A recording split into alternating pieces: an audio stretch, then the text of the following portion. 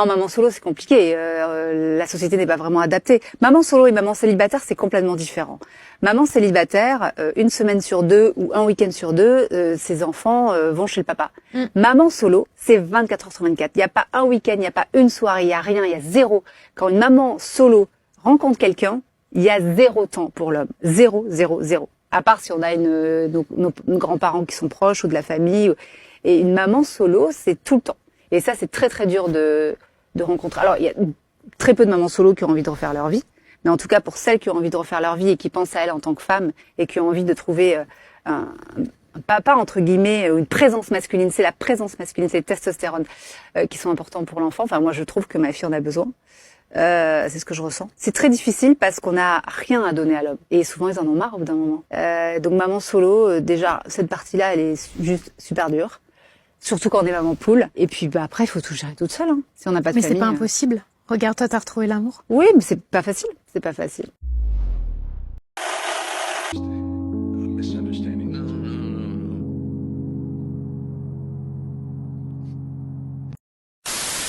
Donc en début d'année dernière, on reçoit donc les papiers comme quoi il a saisi le JAF pour avoir une garde alternée pour les enfants. Donc sur les papiers, c'est écrit ça, garde alternée pour les enfants.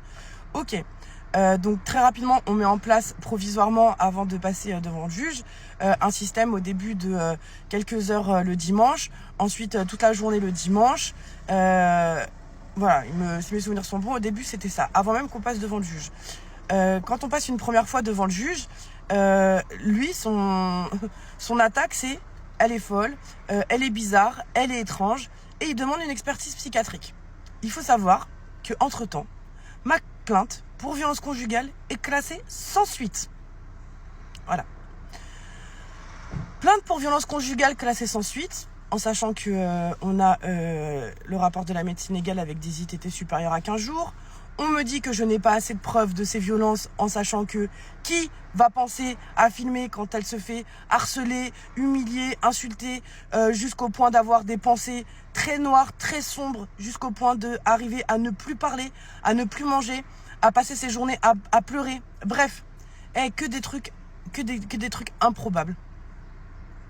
Bref, le jour où la plainte pour violence conjugale est classée sans suite, je vous cache pas que pour moi, en fait, c'est une libération. Dans le sens où ça voulait dire qu'il y avait déjà une procédure qui s'arrêtait, parce que ce sont des procédures qui sont très longues, très dures, très lourdes. Et en fait, toi, tu essayes de t'en sortir, de passer à autre chose. Et les procédures, en fait, elles te replongent quasiment tous les 15 jours dans l'horreur de ce que tu as vécu, parce qu'à chaque fois, on te demande de tout raconter, de recommencer. Donc en fait, toi, tu ressens à nouveau les émotions, alors qu'en parallèle, tu fais un travail psychologique pour ne plus penser à tout ça. Bref, il n'y a rien qui va. Dans leur procédure, il n'y a rien qui va. Donc je reçois donc la plainte pour violence classée sans suite, et en parallèle je reçois la demande de jugement pour le JAF pour la garde des enfants, et donc à la juge, donc il demande une expertise psychiatrique. Voilà, puisque lui il part du principe que je suis folle, que je suis possédée, etc. Ok, très bien. Donc avec mon avocat, on décide d'accepter l'expertise psychiatrique, et donc la juge demande une expertise psychiatrique pour nous deux. Entre-temps, mon avocat m'explique, et écoutez bien parce que là c'est très important, il m'explique que là dans cette procédure, il va falloir faire très attention, parce que si on va au combat, tellement ses propos à lui qui sont tenus envers moi sont graves, si on se met nous à rentrer dans ce jeu de dire que lui est fou, ou par exemple que c'est un pervers narcissique, ou bref, si on s'amuse à lui mettre le pactole, la juge dira que ni lui ni moi sommes aptes à s'occuper des enfants. Et c'est là où c'est très, très, très important. Je vous explique pourquoi. C'est ça qui va tout faire basculer. Beaucoup de mères célibataires, hein. Vous ne pouvez pas refaire votre vie à cause de vos enfants. Je suis désolée, c'est quelque chose de réel. J'en connais plusieurs comme ça qui ne peuvent pas refaire leur vie à cause de leurs enfants. 8 ans, et en fait, ses enfants, ils lui disent déjà qu'elle est inutile, qu'elle sert à rien. Ils la font passer pour une mauvaise mère. Et moi, j'ai 3 enfants, et j'ai une relation géniale avec eux, mais parce que je travaille dessus depuis qu'ils sont nés. J'ai horreur des enfants mal polis. J'ai dit ici que je détestais les polygames, non. Voilà. Après les polygames, Je déteste les enfants mal polis. Je déteste les enfants insolents. Je déteste les enfants irrespectueux. Vous allez dire, mais comment tu peux détester un enfant en fait? Peu importe, oui, que l'enfant soit ceci, celui-là. Comment tu peux détester un enfant? Oui, je déteste ces enfants irrespectueux, impolis et insolents. Hein? Mais je suis très consciente que les enfants qui sont comme ça, c'est pas de leur faute. C'est la faute à la maman. Je suis désolée, vous avez beau dire tout ce que vous voulez. C'est vrai qu'un enfant, c'est un papa et une maman qui sont censés faire l'éducation à deux. Mais l'enfant passe plus de temps avec sa maman. Donc, quand papa, il est pas là, ou même les mamans célibataires et tout, quand l'enfant fait des conneries, il a un écart de langage ou un écart de comportement, bah, qu'est-ce que vous devez faire? Bah, c'est le ramener sur terre, en fait. C'est de lui mettre les limites, poser les limites, faire en sorte que votre enfant vous respecte. D'accord? Mais vous, qu'est-ce que vous faites? Vous ne posez pas de limites. Vous êtes trop gentil. Vous pensez que c'est en gaspillant, oui, parce que c'est du gaspillage, vous pensez que c'est en étant trop gentil avec un enfant, en étant trop lassiste, en donnant aux enfants tout ce qu'ils veulent, vous...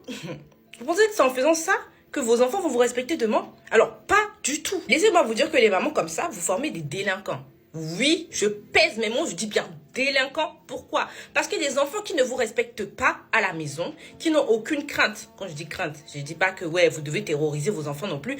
Pas de minimum de crainte de leurs parents. En fait, dehors, ils vont respecter qui?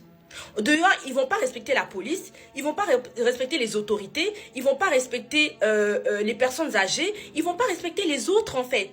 Et c'est comme ça qu'on retrouve des enfants qui vont aller voler dans les supermarchés, qui vont aller faire des trucs, mais on se dit mais c'est quoi? C'est comment en fait? Qu'est-ce qui n'a pas loupé? Qu'est-ce qui n'a pas marché dans son éducation? Qu'est-ce qui n'a pas... C'est la maman. Je suis désolée. Fâchez-vous comme vous voulez. Fâchez-vous comme vous voulez. C'est de votre faute. Oui, c'est de votre faute et aux fréquentations que vos enfants ont, d'accord? Mais il y a une base à tout ça, c'est vous. Le pire, c'est quand les enfants sont petits. Oh,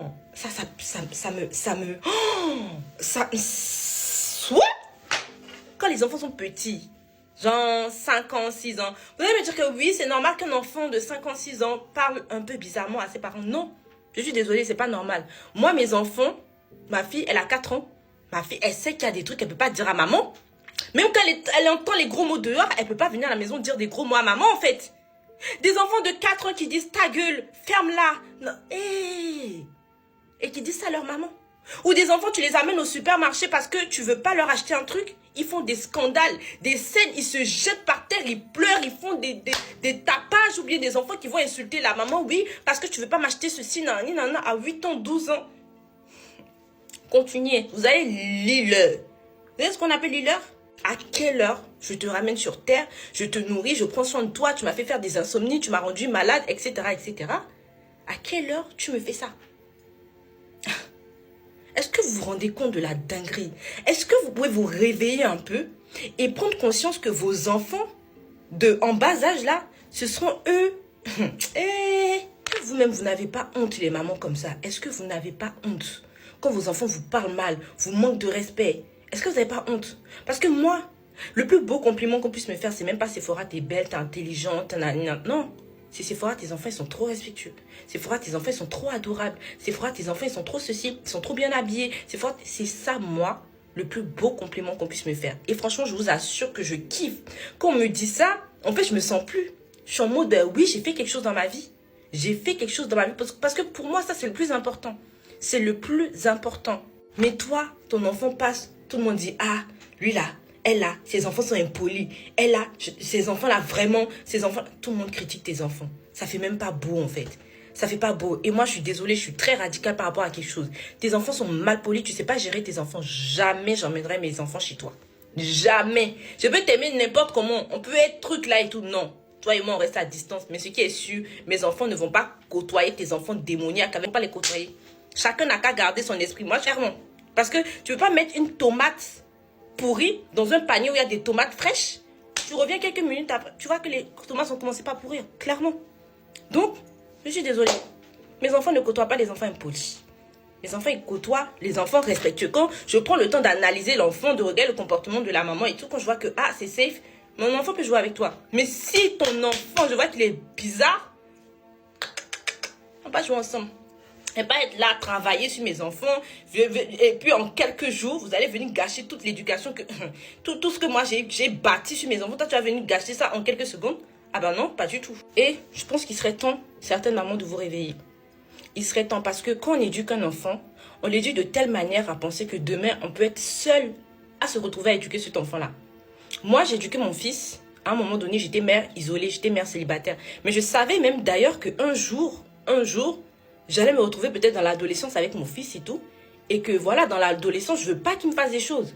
Donc, dès le bas âge, j'ai mis des limites. Mon fils, il fait des trucs. Non, je suis ferme. Maman, elle a dit non, parce que tant. Et quand il sera telle heure, je te donnerai tant. Et je tiens parole. C'est comme ça on fait en fait. Et non, vos trucs de oui, non, maman a dit non. Après, non, bah maman, elle est désolée, allez, tiens. C'est quoi ça? C'est ça? Et puis, une dernière chose, il y a beaucoup de mères célibataires. Hein. Vous ne pouvez pas refaire votre vie à cause de vos enfants. Je suis désolée, c'est quelque chose de réel. J'en connais plusieurs comme ça qui ne peuvent pas refaire leur vie à cause de leurs enfants. Parce que leurs enfants sont impolis, leurs enfants sont insolents et quand il y a un nouveau partenaire, le partenaire ne supporte pas. Alors que si tu as un enfant qui est poli, bah ce sera plus facile pour ce partenaire-là d'accepter cet enfant. Moi, personnellement, je sais que c'est parce que mon fils était très bien éduqué que ça facilitait les choses à mon mari, en fait. Et mon fils n'aurait pas été poli, je ne pense pas qu'il serait resté avec moi. Je pense qu'il aurait passé sa route, en fait. Donc, s'il vous plaît, éduquez bien vos enfants. Hein? Garçon comme fille. Les mamans ta gueule, maman va là-bas, maman ceci, maman wesh, maman... À quel âge? Continuez. Un passage de la Bible qui dit que les enfants sont remplis de folie et qu'il faut les ramener sur terre. Je ne sais plus c'est quel verset, c'est dans Proverbe là-bas en tout cas qui dit que les enfants ils sont remplis de folie et puis il faut les ramener sur terre. D'accord? Si même Dieu a écrit ça dans ses écritures là-bas, c'est pour nous enseigner quelque chose.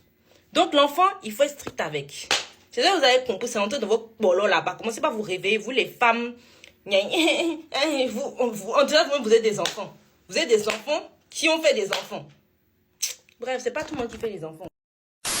Hello, je m'adresse aux mamans solo, mais vraiment solo, qui ont des enfants et qui ont dû couper les ponts avec le papa, ou est-ce qu'elles se questionnent sur ça du moins. Je suis dans cet état-là parce que mon fils de 3 ans a un papa qui n'est pas présent, ou quand il en a envie, il a toujours des excuses pour pas prendre l'enfant. C'est lui-même qui a demandé au jugement un week-end sur 2, la moitié des vacances scolaires. Nous sommes passés au JAF en novembre 2022. Ne me dites pas de retourner voir des avocats, j'en ai vu 4 et il n'y en a aucun qui veulent... je fais n'importe comment. Il n'y en a aucun qui veulent repartir en jugement parce qu'ils ont cerné le personnage. Tous me disent qu'on ne peut pas forcer un père à être père. Donc maintenant que j'ai fait cette parenthèse, ne me redites plus d'aller voir quelqu'un parce que je suis complètement seule. Bref, on est passé en jugement en novembre 2022 et il a jamais respecté ce que lui-même a demandé et obtenu. Donc un week-end sur 2, la moitié des vacances scolaires, sauf que mon fils est en demande de son papa énormément. Il est même très dur avec moi, il me dit qu'il m'aime plus, qu'il aime pas ma maison. Je suis toute seule à m'occuper de lui depuis ces 10 mois en fait. Je suis toute seule à m'occuper de lui depuis ces 10 mois. Je suis tout le temps là pour lui, je fais tout pour lui. Bien sûr, c'est les paroles d'un enfant de 3 ans qui est en souffrance, mais il est à l'école, donc je me permets de craquer. Et je sais que TikTok peut être vraiment un grand réseau pour avoir un soutien, des conseils ou juste une écoute. Et aujourd'hui, c'est dur parce que je me demande s'il ne faut pas que je coupe les ponts avec son papa. Parce qu'un coup, il est là, un coup, il n'est pas là. Il peut débarquer chez moi. J'ai même pas de vie. Je peux pas avoir de vie privée. Ça, c'est encore autre chose. Ça m'appartient, je sais. C'est pas en lien avec mon enfant, mais c'est juste moi aussi. Et je vois mon enfant souffrir de ne pas avoir son papa. Il le réclame tout le temps. Et quand il le prend un week-end, mon fils, au bout d'une nuit, déjà dormir une nuit chez son père, c'est compliqué. Et le lendemain, il me rappelle. Donc, par exemple, vendredi 18h, il le prend. Et je dois revenir le chercher le samedi 19h la dernière fois parce que mon fils voulait pas dormir une nuit plus. Et pourtant, il le réclame la semaine. Il me dit des choses vraiment dures. C'est très dur quand on est toute seule à être sur le bateau. Donc, que faire? Voilà. Est-ce que des mamans qui sont passées par là, je ne demande pas des personnes qui ont des couples, des familles, qui ont une famille et vous êtes en amour avec votre mari, je ne demande pas les avis à ces personnes-là. Vraiment, c'est des mamans qui ont morflé pendant des mois et qui ont tout fait pour que le papa soit présent, qui lui ont couru après, fait des messages. essayer de s'adapter à lui, à ses horaires, à ses besoins, à ses problématiques, sans jamais prendre en compte les siens, mais juste celui du papa. Et que aujourd'hui vous êtes fatigué, et que de toute manière votre enfant pleurera quoi qu'il arrive le manque de son père parce qu'il ne sera jamais présent. Est-ce que certaines personnes ont pris le parti de couper les ponts? Me parlez pas de jugement que je suis obligée de lui présenter. Il ne se présente pas. Je voulais vraiment l'avis de ces personnes-là. Merci beaucoup. Bon, allez, je tente un truc. En fait, j'ai divorcé cette année. J'ai 2 enfants. Je suis maman solo. En région parisienne, pour vous donner une petite idée de l'état de mon portefeuille, c'est que mon loyer coûte 1 256 € par mois. Et je suis intermittente du spectacle pour aider tout ça. Je suis comédienne, voix off, animatrice télé. Et en fait, en ce moment, c'est la galère. Mais c'est la galère pour tout le monde. Vraiment dans tous les domaines, le théâtre privé, le théâtre public, la voix, la pub, enfin voilà, c'est vraiment la misère pour tout le monde. Et voilà, moi je me suis lancée sur TikTok il y a quelques temps et je me dis que ça pourrait être un moyen de me faire un peu de la TikTok money et de me sauver un peu la mise. Donc voilà, je tente un truc. Si vous voulez vous abonner, si vous voulez me soutenir en likant, en commentant les vidéos, eh ben allez-y parce que solidarité. À mon avis, il y aura plus de femmes, donc solidarité féminine. Je compte sur vous. Et je vais complètement rajouter que si tu passes par là avec tes producteurs, que tu cherches une voix off, une animatrice télé, une incarnante pour du e-learning, une comédienne, que sais-je encore, je suis là. Voilà.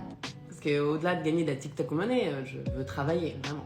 Je travaille déjà, mais il faut que je travaille beaucoup plus. Allez, merci. Quand tu recherches un homme. Un homme qui fait 100 000 $ par année. Et c'est quoi que t'aimes faire dans la vie, tes passe-temps? J'écris beaucoup. La musique, c'est vraiment mon gros passe-temps. Et puis, je m'occupe de mes 3 petits garçons. Wow, les gars. Tabarnak. Les femmes divorcées avec des enfants, c'est à vous que je m'adresse. Je vais vous dire une chose très importante.